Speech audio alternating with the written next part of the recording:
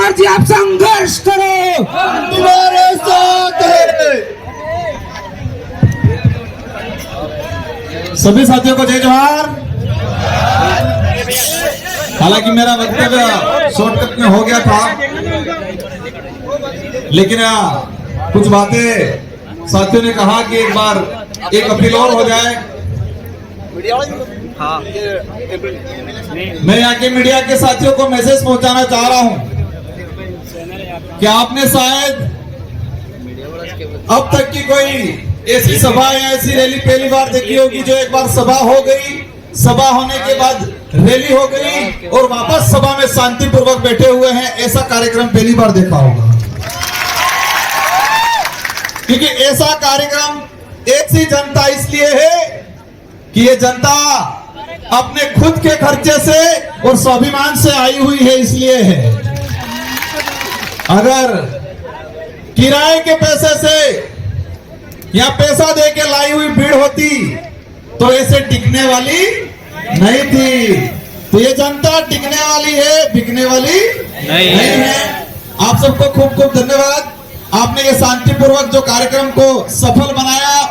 मैं आपसे उम्मीद करूंगा, आशा करूंगा कि यही प्यार, यही स्नेह 26 तारीख के दिन अपना जो चुनाव चिन्ह आवंटित होगा उसको बटन के दबा के ये प्यार और जताना है।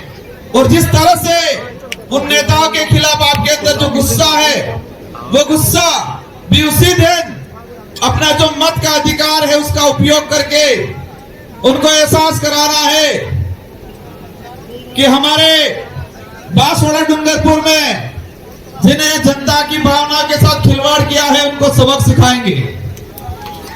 इस पंडाल के अंदर हमारे एससी समुदाय के भाई, ओबीसी के भाई, माइनॉरिटी के भाई, अन्य वर्ग के जो भी भाई आए हैं, आप सबको भी तहे दिल से धन्यवाद देना चाहूंगा कि आपने सच्चाई का साथ दिया, लोकतंत्र का साथ दिया। इसके लिए आप सबको खूब खूब धन्यवाद।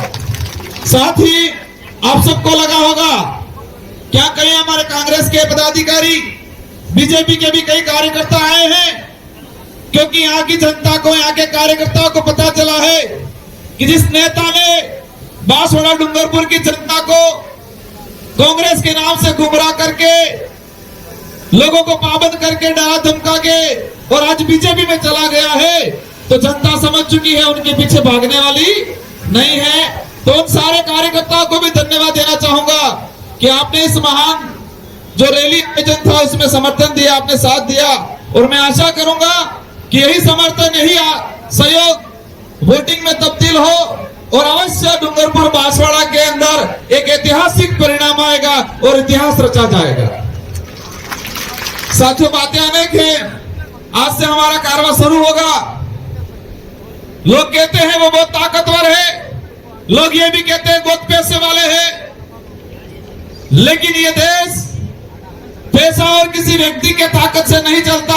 ये देश 18 साल की उम्र पूरी करने वाले प्रत्येक नागरिक से चलता है और उनके पास देश चलाने की चाबी है, जिसको हम वोट कहते हैं। मैं पुलिस प्रशासन के साथियों को भी धन्यवाद देना चाहूंगा। इस कार्यक्रम में आपका शानदार सहयोग रहा और उम्मीद करूंगा इसी तरह संविधान को मानते हुए, नियम कायदों को मानते हुए, किसी के साथ भेदभाव नहीं करे और लोकतंत्र को जीवित रखने में जो हमारी विचारधारा काम कर रही है, आप लोकतांत्रिक व्यवस्था को ध्यान में रखते हुए संविधान के अनुरूप इस बांसवाड़ा डूंगरपुर की जनता को साथ दे। यही हमारा सच्चा लोकतंत्र कहलाएगा।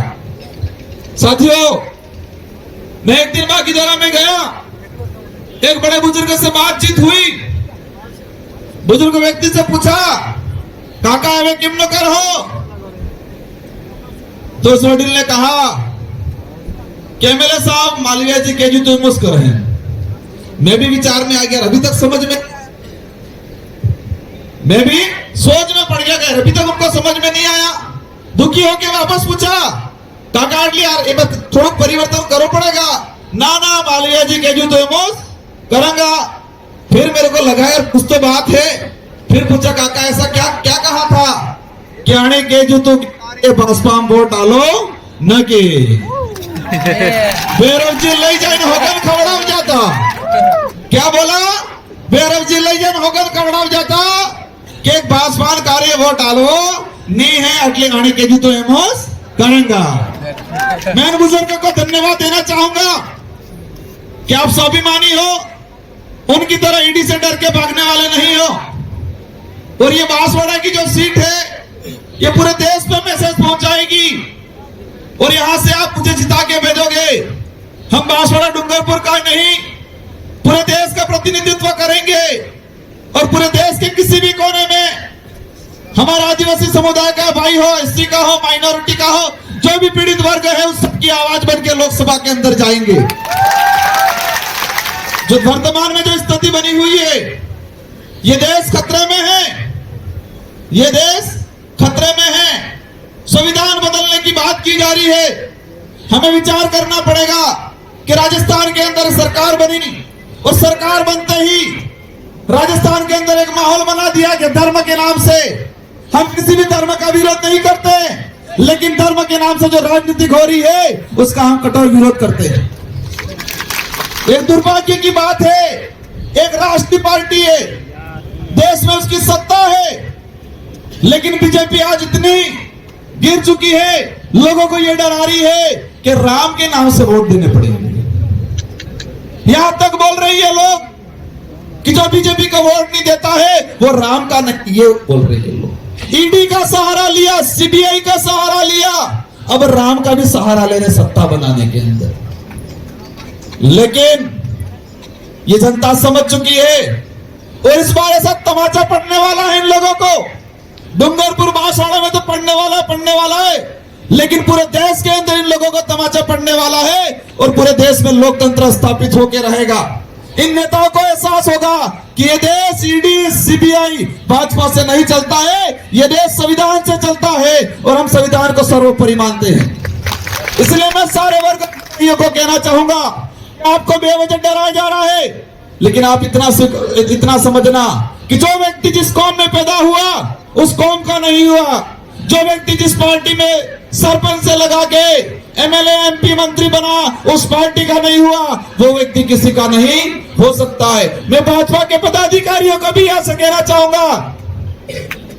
और एक बात ये अजीब सी है, यहाँ के भाजपा के जिला अध्यक्ष मालवीय जी के भाजपा में जाने से 5 दिन पहले लेटर लिख रहे हैं महेंद्रजीत मालवीय की जांच कराई जाए। 3000 करोड़ का घोटाला किया है, सबसे बड़ा भ्रष्टाचार किया है, पेपर लीक किया है, इसमें जांच कराने की मांग करते हैं भाजपा के जिला अध्यक्ष। और जैसे भाजपा की फैक्ट्री में जाने के बाद कई भाजपा के जिला अध्यक्ष बोल रहे हैं कि मालवीय जी बहुत बढ़िया नेता है, तुम चलाओगे, तुम घुमाओगे, जिधर घुमाओगे उधर। और ये बांसवाड़ा डूंगरपुर की जनता घूमने वाली नहीं है, तुमको चक्री में घुमा के पेटी में बंद करके एक देगी घर पे बिठाने का काम करेंगे इस बार। इसलिए आप सभी साथियों को, इनके पास हथियार है, जिस तरह से उनके वीडियो आ रहे हैं, किसी को कह रहे सरकार बनते ही जेल दिलवा देंगे, किसी को कह रहे हेलीकॉप्टर घुमा देंगे, किसी को कह रहे किसके ये वो कर देंगे।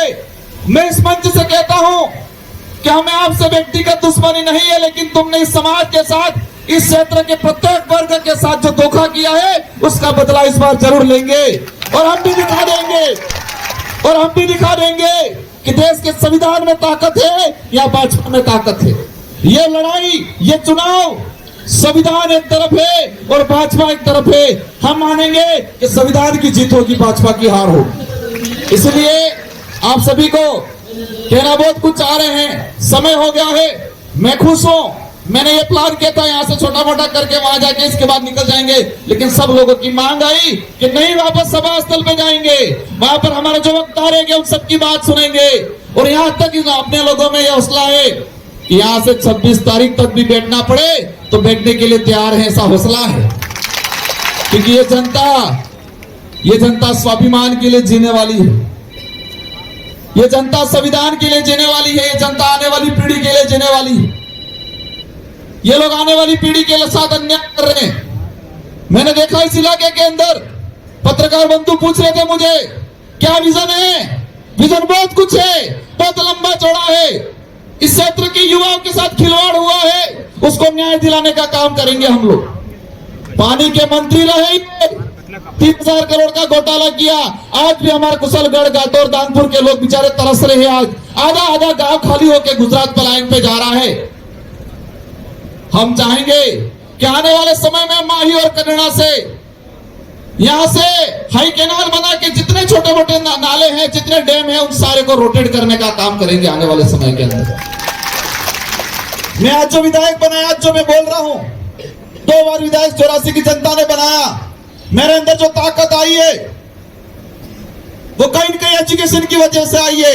और हम कोशिश करेंगे कि आने वाले 10 साल के अंदर हम इतना एजुकेशन के अंदर परिवर्तन लाएंगे कि हर गांव से, यहां से आरएस अधिकारी निकलने की कोशिश करेंगे हम लोग। इन लोगों ने धर्म का धंधा खोला, इन लोगों ने धर्म का धंधा खोला। हम लोग स्वाभिमान का, हम लोग स्वाभिमान के लिए काम करेंगे, हम लोग एजुकेशन के लिए काम करेंगे, हम लोग रिजर्वेशन के लिए काम करेंगे, हम लोग, हमारे जो लोग किसान भाई खेती करते हैं उनके एमएसपी के लिए काम करेंगे। इन्हीं शब्दों के साथ धन्यवाद, आभार, जय जोहार।